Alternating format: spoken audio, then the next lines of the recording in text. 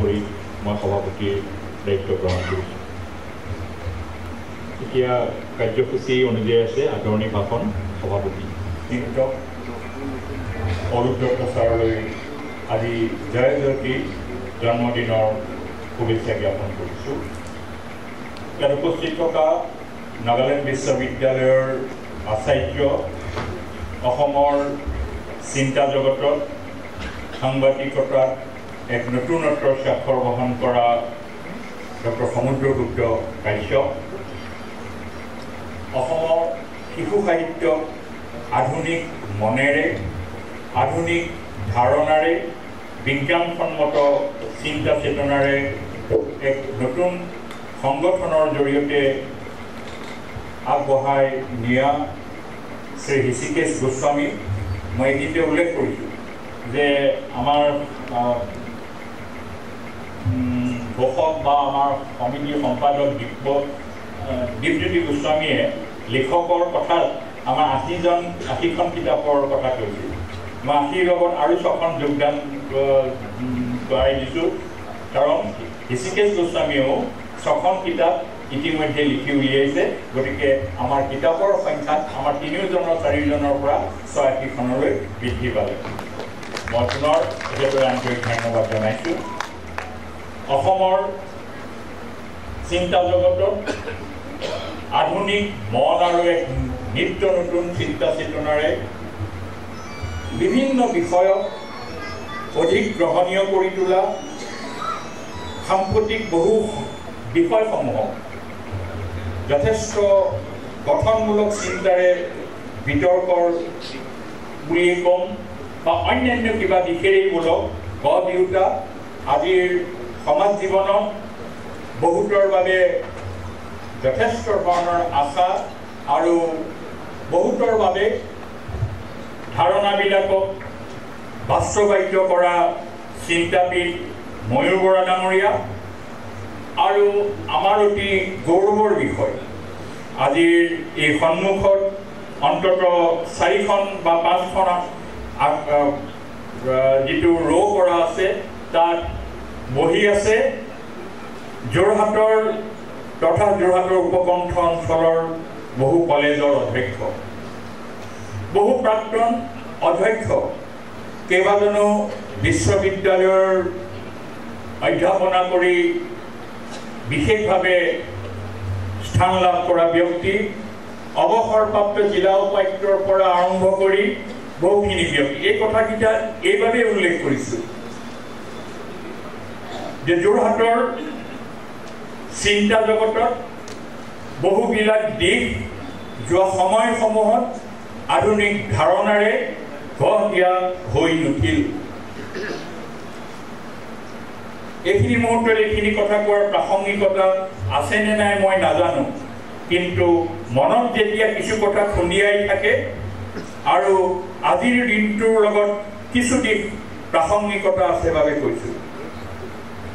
আজি আমি অৰূপ কুমাৰ দত্ত ছাৰক মই মোৰ কলেজীয়া জীৱনতো বৰ ওচৰৰ পৰা পাইছিলোঁ। মোৰ সেই সময়ৰ সাংগঠনিক দিশক যিকেইজন ব্যক্তিয়ে এটা গতিধাৰা দিছিল তাৰ ভিতৰত অৰূপ দত্ত ছাৰ অন্যতম। আজি আমাৰ মাজত নাই যতীন বৰগোহাঁই ছাৰ, তেখেতেও মোৰ সেই সময়ৰ যি সময়ত আমি ছাত্ৰ ৰাজনীতি কৰিছিলোঁ যথেষ্ট ধৰণেৰে প্ৰভাৱান্বিত কৰিছিল। অৰূপ বৰমুণ্ডইকীয়া ছাৰকে আৰম্ভ কৰি বহুকেইজন ব্যক্তি, মই সকলোৰে নাম ল'লে দীঘলীয়া হ'ব, তেখেতসকলে ভিতৰত মই বিশেষকৈ যতীন বৰগোহাঁই ছাৰক আজিৰ এই মুহূৰ্তত আন্তৰিকতাৰে স্মৰণ কৰিছোঁ, তেখেতলৈ শ্ৰদ্ধা নিবেদন কৰিছোঁ। মই কোৱা কথাটোৰ পৰা এইবাবেই কৈছোঁ যে আজি আমি এজন বিশিষ্ট ব্যক্তিক যোৰহতীয়া ৰাইজ হিচাপে শ্ৰদ্ধা জনাবৰ বাবে আমি সমবেত হৈছোঁ। কিন্তু যিখিনি সময়ত যেতিয়া কিবা এটা প্ৰাপ্তিৰ আনন্দ থাকে আৰু সেই প্ৰাপ্তিৰ আনন্দটোক যদি আমি অধিক বহল কৰি তুলিব পাৰোঁ তেতিয়া পোৱাৰ আনন্দই আৰু কিবা চিন্তা চেতনা কৰিবলৈ সাহস দিয়ে। কিন্তু আমাৰ সমাজ জীৱনে আমি সময়ত এই কামবিলাক কৰিবলৈ আমি সক্ষম নহওঁ। যি সময়ত আমি সেইখিনি সোঁৱৰণ কৰোঁ তেতিয়া চিন্তা চেতনাই যথেষ্টখিনি কাম কৰাৰ সাহস নিদিয়ে আৰু সেইখিনিৰ ক্ষেত্ৰত যোৰহাট কিন্তু বহু পিছপৰা 100 বছৰ হ'ল যোৰহাট নগৰী অমূল্য বৰুৱাৰ শতবাৰ্ষিকী হৈ গ'ল আজি 2 বছৰৰ আগত দীপ শৰ্মা পদুম বৰুৱা আদি বদন বৰুৱা আদিৰ দৰে ব্যক্তিসকল এই বছৰ পদুম বৰুৱাৰ শতবাৰ্ষিকী যি আধুনিক বৈষ্ণৱ চিন্তাক বা নন্দনতাত্ত্বিক দৃষ্টিভংগীৰে সেই সময়ত গঢ় দিওঁতা সেই পদুম বৰুৱাৰ কথা আজি ৰজাঘৰে সোঁৱৰিছোঁ নে প্ৰজাঘৰে সোঁৱৰিছোঁ তেওঁ চিনেমা গঙা চিলনিৰ বাবে নিজৰ ঘৰটোও বিক্ৰী কৰিবলগীয়া হ'ল কাৰণ তেখেতৰ চিন্তা তেখেতৰ বুদ্ধিমত্তা তেখেতৰ একাগ্ৰতাই সেই মাটিহীন মানুহখিনিক ভূমিহীন মাটিখিনিক তিতাবৰত বহুত ভূমি উঠিবলৈ সক্ষম হৈছিল কিন্তু মই যেতিয়া চিন্তা কৰিলোঁ তেতিয়া পৰিয়ালে ক'লে দাদা আপুনি এনেই বিতৰ্কত নোসোমাব আপোনাক দলেও ভাল নাপাব বেলেগেও ভাল নাপাব যেতিয়া পৰিয়ালৰ পৰাই কথাটো মোক বেয়া পাই পেলাই নহয় যে মই ক'ৰবাত উজুতি খাম নেকি সেইটো ভাবিয়ে তেতিয়াৰ পৰা বহু কথা বেলেগ ধৰণেৰে আমি ভবা কুমাৰ দত্তক এক নিত্য নতুন চিন্তা চেতনাৰে আমি এই অনুষ্ঠান পাতিবলৈ যোৰহাটৰ কিছু সংখ্যক ব্যক্তি আৰু যিখিনি ব্যক্তি কোনো ৰাজনীতিৰ নহয় যোনখিনি ব্যক্তিয়ে কোনোবা কাইলৈ ৱাৰ্ড কমিশ্যনাৰ হ'ম MLA হ'ম বুলি ভাবি থকা মানুহ নহয় তেওঁলোক আধুনিক মনৰ বিজ্ঞানসন্মতভাৱে সমাজখনক যোৰহাটক নতুন ধাৰণাৰে আগবঢ়াই লৈ যাবলৈ প্ৰয়াস কৰা কিছুমান ব্যক্তিৰ সহযোগিতাত এইখিনি কাম পাম তাত আছে উদ্যোগপতি এতিয়া ডিষ্ট্ৰিক্ট লাইব্ৰেৰী মানে কি বুজি পায় তাত অডিটৰিয়ামটো কিমান ধুনীয়া হ'ব তাত চকীবিলাক কিমান ধুনীয়া হ'ব তাত সাউণ্ড সিস্টেম ভাল হ'বনে সেইটো মূল প্ৰশ্ন লাইব্ৰেৰীলৈ কোনো নাযায় শংকৰ পুথিগড়ৰ কৈলাশ দাই কিমান দিন যে তাৰ কিতাপৰ বিল পাবলৈ থাকিল বাতৰি কাকতৰ বিল পাবলৈ থাকিল সেইটো কথা ভাবেনে যোৰহাটত আজি 10 বছৰ নে 15 বছৰ আগতে ডিষ্ট্ৰিক্ট লাইব্ৰেৰীৰ উন্নয়নৰ কাৰণে কমিটি এটা কৰিলে কমিটিটোত সতীশ শাস্ত্ৰী আৰু আজি দুইজন আমাৰ মাজত নাই প্ৰফুল্ল ৰাজগুৰু ছাৰক অন্তৰ্ভুক্ত কৰিলে মইতো শুনি ভালেই পাইছিলোঁ পিছত গম পালোঁ যে তাৰ এটা টকাও কিতাপ কিনাৰ লগত সম্পৰ্ক নাথাকে এটা টকাও ডিষ্ট্ৰিক্ট লাইব্ৰেৰীত তাত বুক চেল্ফ কিনিবলৈ তাত খৰচ কৰা নাযায় গতিকে সেই দৃষ্টিভংগীৰে আমি সমাজ জীৱন কিমান আগবঢ়াই লৈ যাম কওঁতা কোনো নাই বুজোতা কোনো নাই ইটা আৰু চিমেণ্টৰ মাজত যদি উন্নয়ন হয় সেই উন্নয়নে কিমান প্ৰকৃতভাৱে উন্নয়ন হ'ব এই কথাও আমি বুজিব লাগিব ছাৰে যিটো দৃষ্টিভংগীৰে সমাজত ভাৰতবৰ্ষৰ আগত আজি চিনাকি কৰি দিলে সেই অৰূপ দত্ত ছাৰক যেতিয়া মই বহু ব্যক্তিৰ লগত কথা কওঁতে বহুতে চিনিয়েই নাপায় সেইটো কাৰ দোষ সমুদ্ৰগুপ্ত কাশ্যপে আজি 30 বছৰ আগতে লিখিছিল অসমে চিনি নাপায় যাক ভাৰতবৰ্ষই চিনি পায় তাক প্ৰান্তিকত তেতিয়াই লিখিছিল আমি তাৰ পিছৰ এই 30-35টা বছৰত অৰূপ দত্তক কিমানে আমি চিনি পালোঁ বাৰু মই চিনি পাওঁ গতিকে মই গৌৰৱ কৰিব যাওঁ পৰিৱেশটোৰ কথা আমাক কি লাগে আমি কি লৈছোঁ আৰু কি আমি বিচাৰিছোঁ এইবিলাকৰ প্ৰশ্ন নতুনকৈ উত্থাপন কৰা হওক আজি কিবা এখন সভা হ'ব আজি বক্তৃতা শুনিলোঁ কাইলৈ শেষ এই মানসিকতাৰে আমি যদি সমাজত নতুন কিবা কৰিব বিচাৰোঁ হৈ নুঠে কিন্তু তাৰ বাবে কি কৰিব লাগিব পদ্ধতিগতভাৱে প্ৰণালীবদ্ধভাৱে সমাজৰ প্ৰতিটো বৃত্তিৰ লগত জড়িত ব্যক্তিসকলে চিন্তা কৰা ভাল আৰু প্ৰতিটো বৃত্তিৰ লগত জড়িত ব্যক্তিৰ জৰিয়তেহে সমাজত পৰিৱৰ্তন সম্ভৱ হ'ব আৰু সেই পৰিৱৰ্তনবিলাক অৰূপ দত্ত ছাৰহঁতে অতি আন্তৰিকতাৰে বিচাৰিছিল যোৱা সময়ছোৱাত অসম আন্দোলনৰ সময়ছোৱাৰ পিছত তেখেত ক'ৰবাত ঘোৰ সমালোচকো হৈছিল বহুতৰ যাৰ লগত হয়তো মোৰ ব্যক্তিগতভাৱে ভাল আছিল কিন্তু তেখেত ঘোৰ সমালোচক আছিল আমি তেতিয়া কিন্তু সেই কথাবিলাক সেইসকলক কওঁগৈ যে অৰূপ দত্তৰ দৰে ব্যক্তি কিন্তু আপোনালোকক ভাল নাপায়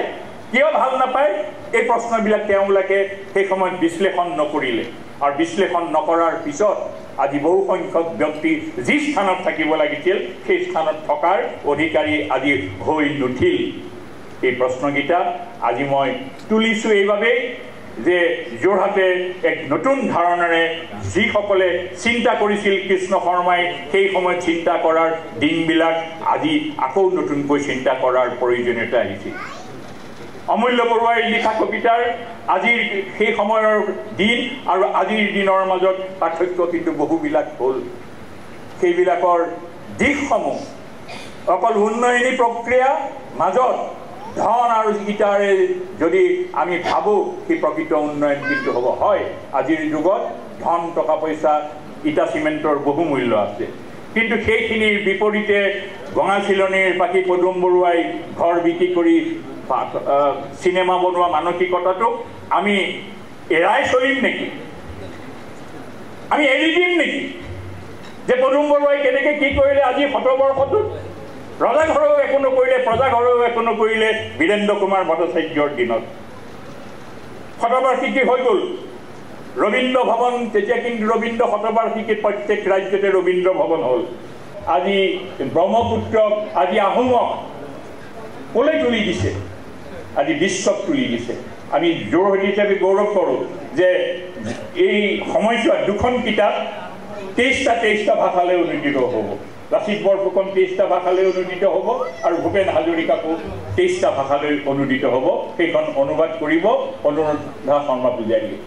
আৰু গৌৰৱৰ কথা এই দুইজন অৰূপ দত্ত ছাৰ আৰু অনুৰাধা শৰ্মা পূজাৰী যোৰহাটৰ এই সন্তান আমি যোৰহাটীয়া হিচাপে এই দিশটোক গৌৰৱ কৰাৰ আমি যথেষ্ট সমল আছে ছাৰৰ এই পবিত্ৰ জন্মদিনত আমি যোৰহাটবাসীৰ হৈ তেখেতলৈ শ্ৰদ্ধা জনাইছোঁ আমি তিনিওজন ব্যক্তিলৈ শ্ৰদ্ধা জ্ঞাপন কৰিছোঁ উপস্থিত যথেষ্ট সংখ্যক গুণী জ্ঞানী ব্যক্তিৰ আজি সমাৱেশ হৈছে সেই সকলোলৈ আদৰণি আপোনালোকে নতুন ধাৰণাৰে মোৰ নিবেদন আপোনালোকৰ এইকেইটা দিন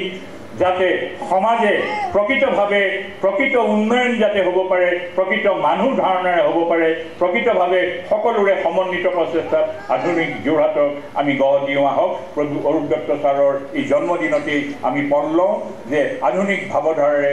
যোৰহাটে এক নতুন সমাজ গঠনত বাটকটীয়া হওক এই কামনাৰ সৈতে সকলোলৈকে শ্ৰদ্ধা জনাইছোঁ আদৰণি জনাইছোঁ দুই এটা কথা বেছিকৈ কৈছোঁ ভাল পাওঁ কাৰণে কৈছোঁ অতি যোৰহতীয়াভাৱে কৈছোঁ কাৰণ এইখন যোৰহাটত আজি এটা নাম নল'লে ভুল হ'ব যে মৃত্যুদেৱ মহন্তৰ ৰচনাৱলী প্ৰকাশ কৰিবলৈ কোনো প্ৰকাশক নাছিল কোনো প্ৰকাশক এজন তেখেতসকলৰ পৰিয়ালে আৰু নাম নকওঁ দুটামান অনুষ্ঠানে নি পেলাই কপিবিলাক হেৰুৱাইছিলেও আৰু সেই সময়ত কি ভট্টাচাৰ্য আছিল মোৰ নামটো মই পাহৰি গৈছোঁ অজয় ভট্টাচাৰ্য বুলি এজন যোৰহতীয়া যুৱকে তেওঁৰ নিজৰ গাঁঠিৰ ধন আৰু তেওঁৰ বুদ্ধিমত্তাৰে কিছু সংখ্যকৰ পৰা ধন গোটাই তেনেকুৱা এখন কিতাপ মৃত্যুদেৱ মহন্তৰ ৰচনাৱলী যোৰহাটলৈ উপহাৰ বা অসমবাসীলৈ উপহাৰ দিছে মই এই নামটো এইবাবেই লৈছোঁ তেওঁৰ সেই চিন্তা চেতনাটোক শলাগি ল'বলগীয়া যে অইনে চৰকাৰে কৰিব নোৱাৰা কাম এটা দুজনমান ব্যক্তিৰ সহযোগত তেওঁ কৰি তুলিলে গতিকে আমিও যিসকলৰ কিবা কিবি ধন টকা পইচা আছে বহু সংখ্যক নহয় যে শেষত এটাই নিবেদন যে আমি যোৰহাটত গুৰুজনাক ৰাষ্ট্ৰীয় পৰ্যায়ত তুলি ধৰিবৰ বাবে শংকৰদেৱ কলা কৃষ্টি গৱেষণা কেন্দ্ৰৰ সোণালী জয়ন্তী উৎসৱৰ এটি কাৰ্যসূচী হিচাপে আমি এটাই পণ লৈছোঁ যে কি ধৰণে তুলি দিব পাৰি যেতিয়া আকৌ এজন সত্যজিৎ ৰায়ে আমাক নকওক শংকৰদেৱ কোন বুলি শংকৰদেৱ বঁটা যেতিয়া সত্যজিৎ ৰায়ক দিবলৈ গৈছিল তেতিয়া সুধিছিল শংকৰদেৱ বঁটা কোন শংকৰদেৱ কোন সত্যজিৎ ৰায়ৰ দোষ নহয় আমাৰ ভুল আমি অন্তত সত্যজিৎ ৰায়কো চিনাকি কৰি দিব পৰাকৈ আজি আমাৰ হাতত একো সমল নাই যে শংকৰদেৱ আছে কিছু কিতাপ আছে কিন্তু আজি সেই কথাবিলাক সেই পৰিৱেশত গঢ় লৈ নুঠিল গতিকে আমি যোৰহাটৰ এই অনুষ্ঠানটোৱে গুৰুজনাক ৰাষ্ট্ৰীয় পৰ্যায়ত কেনেকৈ তুলি ধৰিব পাৰি এই সম্পৰ্কে আমি এখন বিশেষ ধৰণৰ অভিৱৰ্তনৰ আয়োজন কৰিছোঁ ছেপ্টেম্বৰ অক্টোবৰ মাহৰ ভিতৰত হ'ব আমি সকলোৰে প্ৰচেষ্টাত গুৰুজনাক যাতে যিখিনি দিশ সেইখিনি আমি ৰাষ্ট্ৰীয় পৰ্যায়ত তুলি ধৰিব পাৰোঁ আৰু সেইবাবেই আমাৰ অনুষ্ঠানে আজি ইয়াত গুণমালা আমি উপহাৰ এইবাবেই দিছোঁ যে গুণমালাক কিখিনি বস্তু গুণমালা কি এই কথা মানুহে বুজি উঠক সমাজে বুজি উঠক জাতিও স্বীকৃতি পাওক সমাজেও স্বীকৃতি পাওক আৰু গুৰুজনাৰ আজি যাৰ বাবে শেহতীয়াভাৱে সৰ্বগুণাকৰ নামেৰে বন্দিতা ফুকনে অনুবাদ কৰিছে কিতাপখন আৰু ছাৰৰ মই এইখিনিতে উল্লেখ কৰিছোঁ কিছু কিতাপ আমি বাহিৰত ৰাখিছোঁ যিসকলে ইচ্ছা প্ৰকাশ কৰে তেখেতসকলে ক্ৰয় কৰিব পাৰিব আৰু তেখেতসকলৰ ছাৰৰ যিখিনি কিতাপ এতিয়া পুনৰ মুদ্ৰিত হোৱা নাই কেইবাবাৰ মুদ্ৰিত হোৱাৰ পিছত এতিয়া যাতে চাব পাৰে তাৰো বিশেষ ব্যৱস্থা গ্ৰহণ কৰিছোঁ আপোনালোকে সেইখিনিত অংশগ্ৰহণ কৰিব কিছু সময় ল'লোঁ তাৰ বাবে ক্ষমা কৰিব আকৌ কওঁ আমি এক নতুন ধাৰণাৰে যোৰহাট গঢ়োৱা হওক এই কামনাৰে আপোনালোক সদৌতিলৈকে আন্তৰিক শ্ৰদ্ধা জ্ঞাপন কৰি সদৌতিলৈকে আদৰণি জনাই মোৰ ক'বলগীয়াখিনি সামৰিছোঁ ধন্যবাদ